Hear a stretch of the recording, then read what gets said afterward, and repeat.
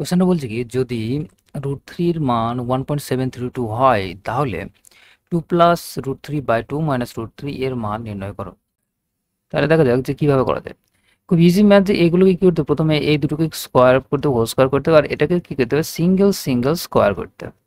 ঠিক আছে, যদি এরকম সেম থাকে তাহলে এরকমভাবে কোঅর্ডিনেশন যাকে বলা হয় এটা করতে হবে।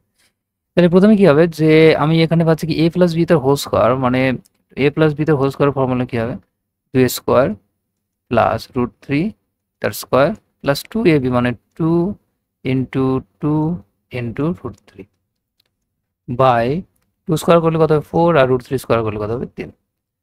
ঠিক আছে, তাহলে এখানে তারপর আসছে কি, তাহলে 2 স্কোয়ার করলে কত হবে 4 হবে, তারপর √3 মানে 3 হবে, প্লাস 4 √3/1।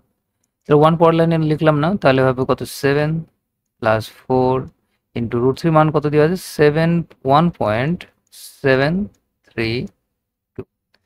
তাহলে এটা হিসাব করলে কত আসবে 7 যোগ 4 2 8 3 4 12, 2 হাতে 1 4 7 28 আর 1 29 9, হাতে থাকলে কত 2 4 কে 4 আর 2 কত হলো 6। তাহলে মাঝখানে এখানে বসে গেল পয়েন্টটা।